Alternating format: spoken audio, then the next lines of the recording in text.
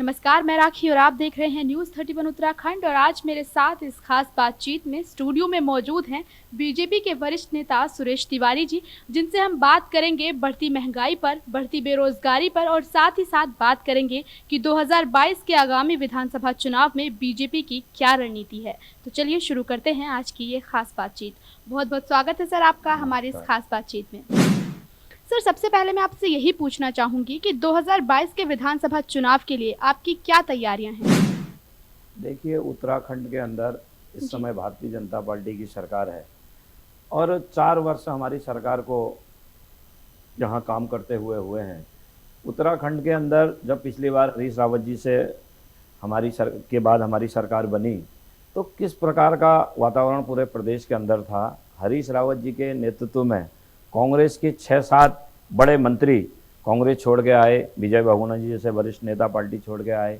हरक सिंह रावत जी जैसे बड़े नेता, यशपाल आर्या जी, बड़े नेताओं की जो है कांग्रेस से बगावत करके वो भारतीय जनता पार्टी में आए। उसके पीछे ये था कि जो हरीश रावत जी का और विजय बहुगुणा जी का जो कार्यकाल था, 2-2, 2.5 साल का जो उनको कार्यकाल मिला, तो कांग्रेस के अंदर ऐसी आफरा तफरी का माहौल था। कांग्रेस में बिल्कुल एरिया बटे हुए हैं कि कोई एक क्षेत्र का नेता एक है, एक क्षेत्र का, तो आपसी मनमुटाव इतना हो गया था। उसके कारण उत्तराखंड में प्रदेश की स्थिति बहुत खराब हुई हरीश रावत जी के कार्यकाल में विशेष रूप से। और आपने देखा कितने बड़े घोटाले आए दिन, कुछ आज ये घोटाला हो गया, वो हो गया। उसके बाद भारतीय जनता पार्टी की सरकार बनी, त्रिवेंद्र सिंह रावत जी सरकार के मुख्यमंत्री बने।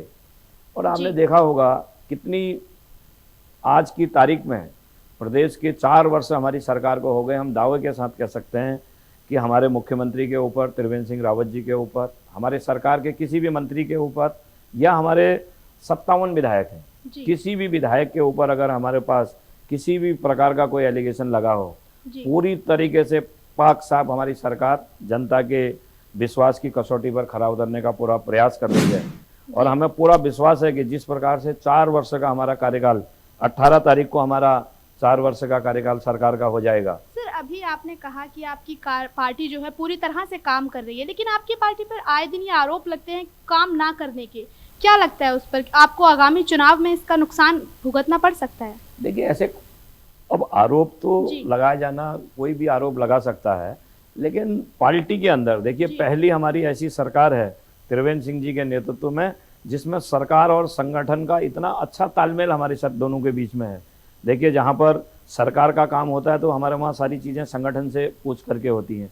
देखिए, कांग्रेस की सरकार में माननीय नरेंद्र तिवारी जी ने 308 लोगों को दायित्वधारी बनाया और आज हमारी संख्या जो है 100 के पार भी नहीं पहुँची है। तो उसके पीछे का जो विजन है, उत्तराखंड एक छोटा राज्य है। अगर हम इस तरीके से छोटे राज्य में बड़ा, जब वो जो है मंत्रिमंडल बनाएंगे, मतलब मंत्रिमंडल से मतलब मेरा दायित्वधारियों की बड़ी फौज खड़ी करेंगे, तो निश्चित रूप से उसका पैसा जो है सरकार को उठाना पड़ेगा। जब सरकार पर बोझ पड़ेगा तो निश्चित रूप से राज्य के विकास में उसका फर्क पड़ेगा। तो मैं आज भारतीय जनता पार्टी के कार्यकर्ता के रूप पर, मैं भी जनता के बीच में रहता हूं, तो हम पूरे दावे के साथ कह सकते हैं जिस प्रकार का, देखिए कांग्रेस के अंदर आज भी अनिश्चितता का माहौल है।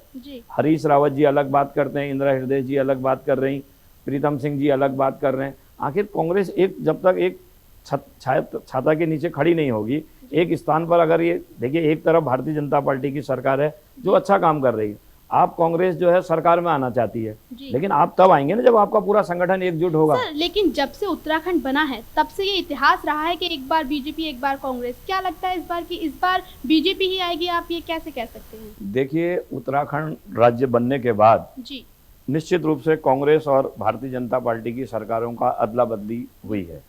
उसके पीछे जो कारण है, देखिए, उत्तराखंड राज्य के निर्माण की जो सबसे पहली मांग उठाई वो उत्तराखंड क्रांति दल ने उठाई। बिल्कुल। और उत्तराखंड क्रांति दल के साथ उत्तराखंड का जनमानस बहुत अच्छे ढंग से जुड़ा था। उस समय अपने द्वाराहाट के त्रिपाठी जी, विपिन त्रिपाठी जी, काशी सिंह एरी जी, मतलब जिनके बीच में बहुत अच्छा तालमेल था। लेकिन धीरे धीरे इनके जब उत्तराखंड के बाद, हम उत्तर प्रदेश के बाद जब उत्तराखंड बना, तो उस समय क्या हुआ कि कांग्रेस की सरकार के साथ काशी सिंह एरी जी ने, और बाद में मुलायम सिंह जी की सरकार उत्तर प्रदेश में बनी, उनके साथ काशी सिंह एरी जी ने, इन लोगों ने जो है तालमेल किया, जिसका नुकसान हुआ। क्योंकि समाजवादी पार्टी की उत्तराखंड के अंदर बहुत अच्छी इमेज नहीं थी, जी तो धीरे धीरे धीरे लोगों का भी जो है आकर्षण या लोगों की जो भावना थी जी उत्तराखंड क्रांति दल से कम हो गई। और जब पहले देखिए, जब पहला विधानसभा का चुनाव हुआ, उत्तराखंड अच्छी खासी सीटें उत्तराखंड क्रांति दल को मिली, लेकिन उत्तराखंड क्रांति दल के कमजोर होने के कारण उत्तराखंड पर पार्टियां 2 पार्टियों पर सीमित हो गई।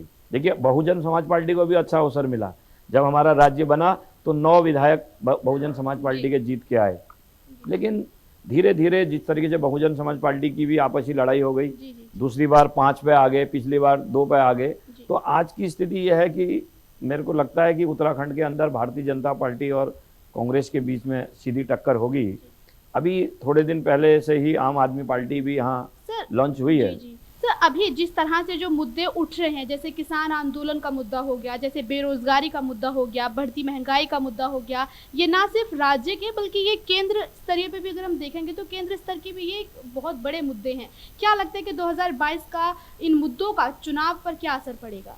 देखिए, ऐसा है, जी मोदी जी ने जब 2014 में सरकार की कमान संभाली जी और पहला कार्यकाल जी और उसके बाद दूसरा कार्यकाल, जी मोदी जी के पूरे कार्यकाल में पहला आंदोलन हुआ है किसान आंदोलन।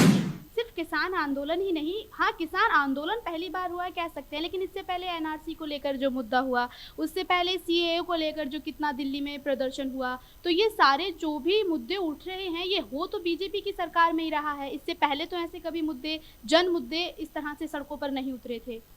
देखिए, जी आपको मैं मनमोहन सिंह जी की सरकार का, मोदी जी से पहले मनमोहन सिंह जी की सरकार थी, जी 2 टर्म लगातार 5-5 वर्ष तक मनमोहन सिंह जी देश के प्रधानमंत्री रहे। जी उसके बाद 2014 में मोदी जी की सरकार बनी। जी 2014 से पहली सरकार आपने देखी होगी, आए दिन घोटालों की सरकार हो गई थी। देखिए कितना बड़ा कोयला घोटाला हुआ, जी भारत सरकार के वित्त मंत्री पी चिदम्बरम को जेल जाना पड़ा। जी मतलब ऐसे घोटाले थे कि उस समय लोगों के बीच में ऐसा वातावरण था कि रोज आए दिन, और घोटाला कोई छोटा मोटा घोटाला नहीं, कोई 2000 करोड़ का घोटाला, जी कोई 4000 करोड़ का घोटाला।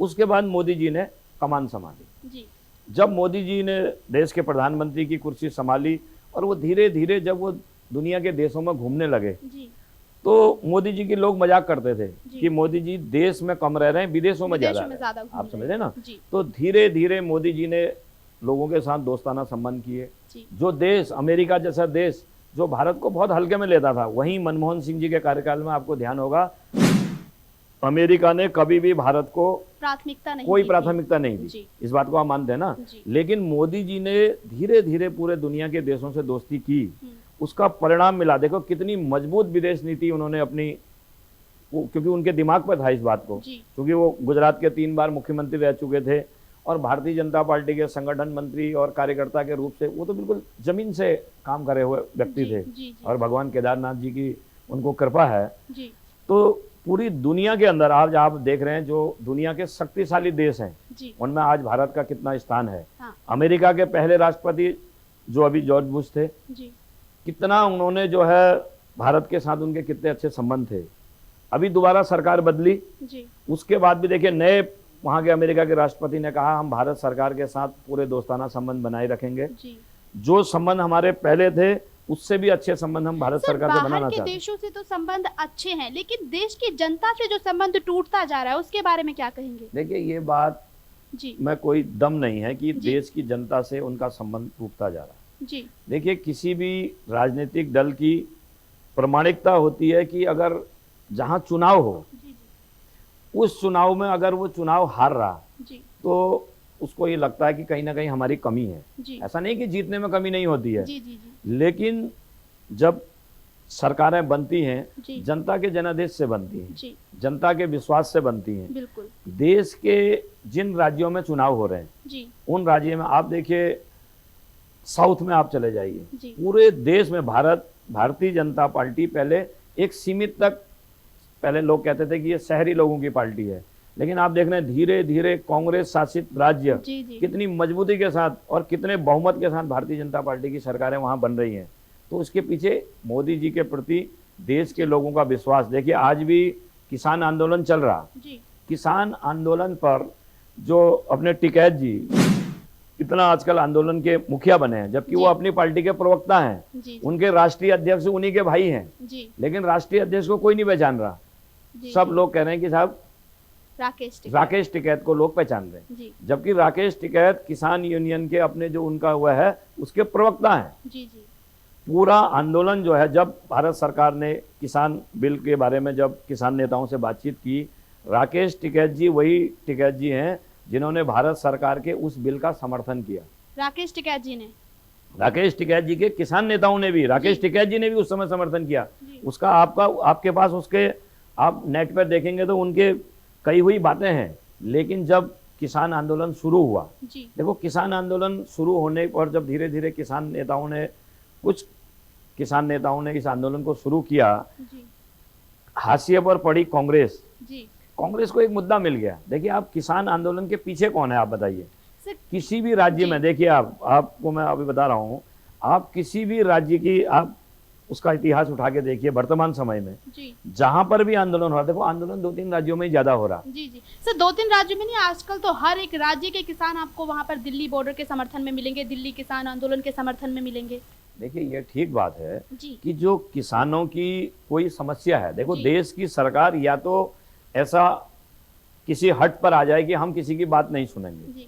तो वैसे सर एक तरह की तो हट धर्मिता ही है ना अभी इस वक्त, जिस तरह से सरकार मान कर नहीं रही है। सरकार ने सारे रास्ते खोले हैं। देखिए, देश के किसान हमारे अन्नदाता हैं। जी। और भारत सरकार किसानों की पूरी इज्जत करती है, किसानों का पूरा सम्मान करती है। लेकिन दिक्कत क्या है, अभी जब किसान आंदोलन की बात पर लगातार भारत सरकार ने इनको रोज आमंत्रित किया, 9 राउंड की बातचीत हुई, हर बार दूसरे दिन तीसरे दिन सरकार ने उनको बुलाया। कृषि मंत्री जी लगातार, तोमर जी लगातार उस पर कोऑर्डिनेशन पर जुड़े रहे। सर चुनाव को लेकर, अभी आपने अपने राज्य में चुनाव को लेकर जीतने की बात कही, सर आपके विपक्ष की तरफ से ये आरोप लगते हैं बीजेपी पर कि ईवीएम हैक कर लिया जाता है, और भी बहुत सारे जैसे चुनाव लगते हैं कि आप लोगों को, उनके जो अध्यक्ष होते हैं, जो भी विधायक होते हैं, उन्हें खरीद लेते हैं। चुनाव आयोग आपके कहने पर काम करता है, उसे लेकर आप क्या कहना चाहेंगे? आप पढ़े लिखे लोग हैं जी। आज की स्थिति में किसी मशीन को या किसी मशीन को हैंग किया जा सकता है? जी। आप मानते हैं इस बात को? ऐसा संभव है? देखिए, लाखों लाख सरकारी मशीनरी, कितने बड़े बड़े अधिकारी, अपनी सर्विस को कौन दांव पर लगाएगा? कोई ऐसा मशीन ईवीएम कोई ऐसा तो है नहीं कि एक ही आदमी उसे ऑपरेट करता है। देखिए, उसकी पूरी जांच होती है, पूरी उसकी लैब में उसकी जांच होती है, इतना बड़ा प्रशासन। उसके बाद जब जिले में आती है, जिला प्रशासन के इतने अधिकारी, कितने उसमें चैनल होते हैं। मतलब ये आसान काम है। उसके बाद चैनल देखिए जिलाधिकारी के, वहां पर मशीनें आती हैं। उसके बाद चुनाव आयोग की टीम होती है, पूरा चुनाव का माहौल रहता है। उसके बाद आपकी टीम जो है आपके ब्लॉक पर जाती है, ब्लॉक के बाद आपके बूथ में जाती है। हर जगह हर नया आदमी जो है ड्यूटी पर होता है। क्या यह संभव है कि जो है मशीन पर वो किया जा सकता? सर चुनाव आयोग आपके कहने से काम करता है, बीजेपी के कहने से काम करता है? ऐसा बिल्कुल ये मनगढ़ंत आरोप है। देखो, वो अलग बॉडी है। अब ये ठीक है कि भारत सरकार के उस पर है तो विपक्षी दल के लोगों को एक मौका है कि सरकार पर आरोप लगाने का, लेकिन इस बात में कोई सत्यता नहीं है। देखिए, देश में हर चीज का अलग सिस्टम है। आज की तारीख में संचार क्रांति का युग है। 1 मिनट के अंदर अगर कोई घटना घटे, कोई गलती हो तो पकड़ने में 1 सेकंड नहीं लगता।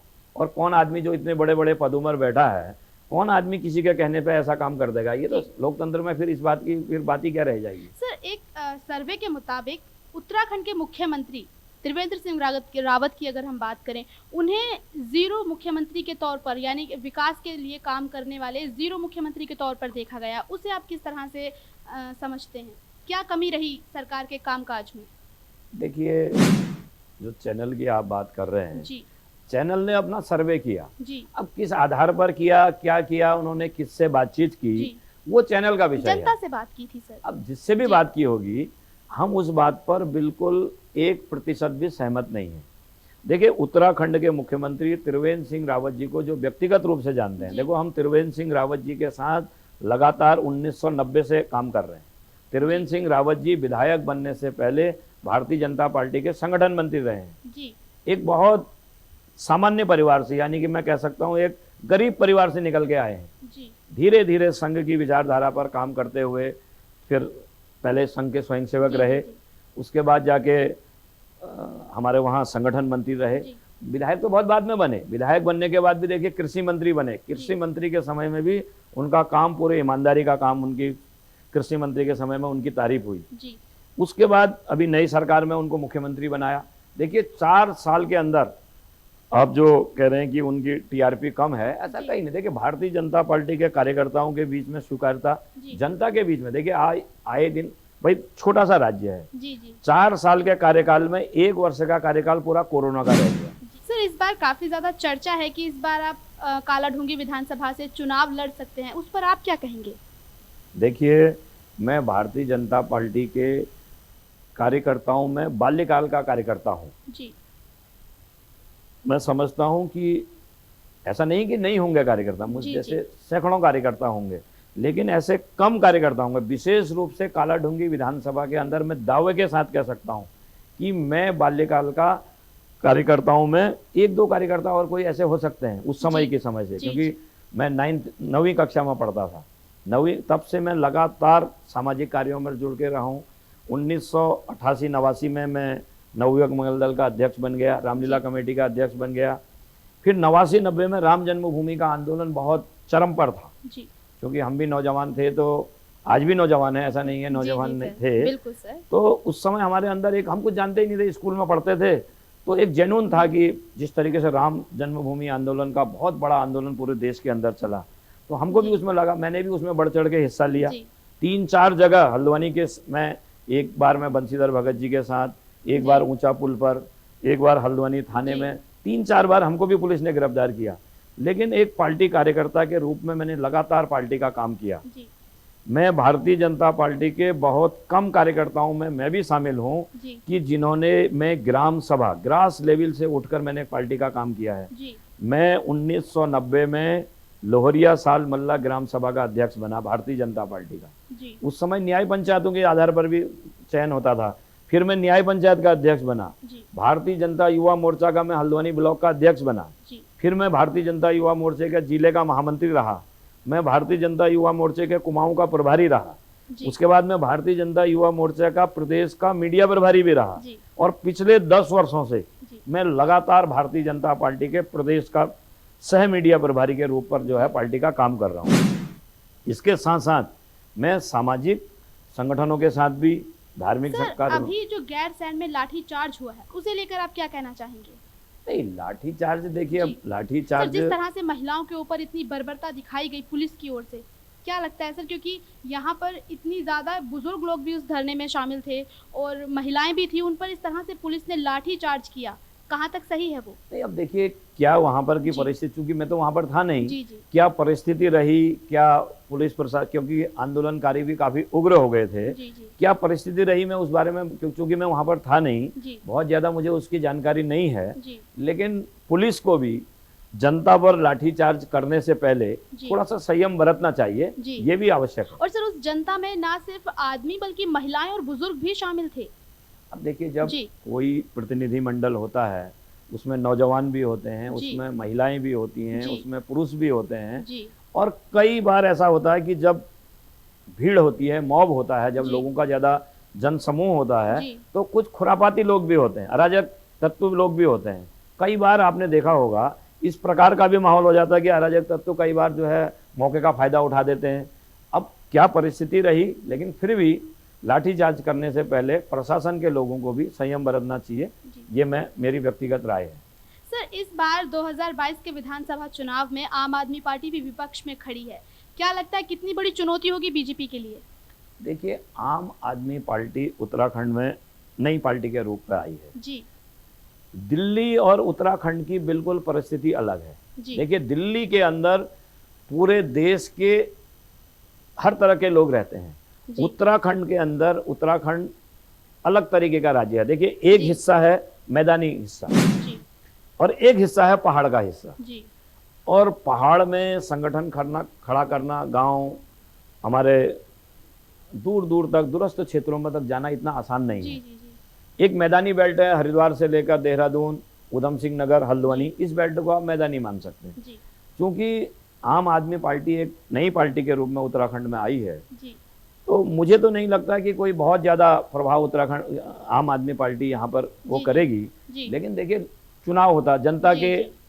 आधार पर चुनाव होता है, जनता की इच्छा होती है। जी, जनता किसी को भी सरकार बिठा सकती है। जी, लेकिन उत्तराखंड में जी, सरकार बनाने के लिए संगठन का मजबूत होना बहुत आवश्यक है। जी, भारतीय जनता पार्टी का न्याय पंचायत बूथ लेवल, देखिए पहले जी, ग्राम सभाओं तक कार्यक्रम होता था जी, जी, या शहर में वार्डों तक होता था। जी, पहली बार भारतीय जनता पार्टी गांव के बूथ तक गई है। जी, तो जब इतना बड़ा संगठन, कांग्रेस तार है, आम आदमी पार्टी 4 लोगों को लेकर, इतना आसान नहीं है कि सरकार बना लेना। जी। अब क्या उपस्थिति होती है तो 2022 के विधानसभा चुनाव में सामने आएगा। सर, एक आखिरी सवाल, जिस तरह से उत्तराखंड में या फिर बात करें पूरे देश में महंगाई अपने चरम पर है और बेरोजगारी का स्तर जिस तरह से लगातार बढ़ रहा है, उसे लेकर उत्तराखंड में लोगों के लिए क्या निजात दिलाने का काम कर रही है सरकार? देखिए, मैंने कहा ना, जी, मोदी जी के समय में भी, अभी देखिए जैसे हमारी सरकार को 3 साल हुआ था। जी, पिछले बार मार्च में हमारी सरकार का चौथा वर्ष शुरू होने को था तो कोरोना का वो हो गया। जी, और आजकल अभी आप देख, बहुत मुश्किल के साथ, क्योंकि आपदा कोई उत्तराखंड में तो आई नहीं, देश जी, में जी, आई जी। नहीं, पूरी दुनिया के अंदर आई। जी, जी, जी, तो सरकार धीरे धीरे, देखिए नए रिवर्स पलायन, उत्तराखंड में जो लोग बाहर से आए, जी, पहाड़ों में आपने देखा होगा, हम तो पहाड़ के रहने वाले, जी। पहाड़ के अपने दूर तोक के रहने वाले आदमी हैं। जी, तो पहाड़ों में क्या था कि हमारे पहाड़ों में जो पुराने हमारे घर थे जी, वो सब वीरान हो गए थे, छूट गए थे सारे घर। जी, जी, तो क्योंकि वहाँ क्या था, पहाड़ों में आदमी चला गया रोजगार के लिए, बड़े शहरों में लेकिन चला सर, गया। अभी अभी फिलहाल की अगर हम बात करें तो फिलहाल में लोगों को क्या रियायत मिलेगी महंगाई से, बढ़ते पेट्रोल के और डीजल के दामों से, और जिस तरह से लगातार बेरोजगारी बढ़ रही है, उसको लेकर क्या आप कहना चाहेंगे? देखिए, अभी थोड़ा सा जरूर यह है कि महंगाई इस समय बढ़ी है। जी, जी, महंगाई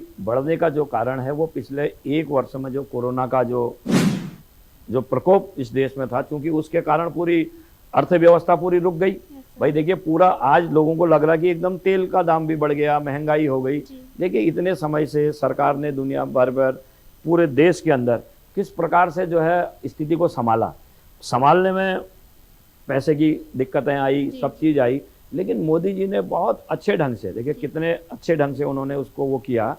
और महंगाई बहुत जल्दी, देखिए धीरे धीरे महंगाई पर अब सरकार अंकुश लगाने का प्रयास कर रही है। दूसरे माध्यमों से भी अब आमदनी होगी। 1 वर्ष तक तो हमारे पूरे देश में हमारे सारे कारखाने, सारे जी, जी, जितने जो आमदनी के जितने हमारे साधन थे सब बंद थे। तो भाई सरकार भी चलानी है, सब सरकार भी चलानी है, जनता के बीच में तालमेल भी करना है। देखिए, ये पहली ऐसी सरकार हुई आपदा के अंदर, देश के किसी भी व्यक्ति को राशन के बिना कोई नहीं मरा, किसी प्रकार की कहीं पर कोई जनहानि नहीं हुई। जी, जी, जी, पूरे देश में नवंबर तक का राशन भारत सरकार ने और त्रिवेंद्र सिंह रावत जी की सरकार ने जनता को दिया है। आप किसी भी कंट्रोल की दुकान पर आप चले जाइए, सस्ते गल्ले की दुकान पर चले जाइए, नवंबर तक का राशन सरकार ने उपलब्ध कराया है। चलिए सर, बहुत बहुत शुक्रिया हमारे साथ इस खास बातचीत में जुड़ने के लिए। धन्यवाद। तो ये थे हमारे साथ बीजेपी के वरिष्ठ नेता सुरेश तिवारी जी, जिन्होंने हमें बताया कि 2022 में आगामी चुनाव को लेकर उनकी क्या तैयारियां हैं, और बेरोजगारी और रोजगारी को लेकर जिस तरह से उन्होंने अभी बात कही कि रोजगारी की जो बेरोजगारी की जो दर बढ़ रही है, जो कोरोना काल में जो महामारी आई, उसे लेकर सरकार ने काम किया है, और देश के विकास के लिए थोड़ी बहुत महंगाई का जो तमाचा पड़ रहा है जनता के चेहरे पर, तो वो अभी देश के विकास के लिए ही पड़ रहा है। तो थोड़ा बहुत जनता को भी कष्ट होगा और थोड़ा बहुत कष्ट जनता को भी झेलना पड़ेगा। तो इसी के साथ आज की इस खास बातचीत में बस इतना ही। आप देखते रहिए न्यूज़ 31 उत्तराखंड। नमस्कार। हर खबर में होगी हमारी नजर। खबरों से जुड़ने के लिए हमारे चैनल को सब्सक्राइब करें और बेल आइकन दबाना ना भूलें।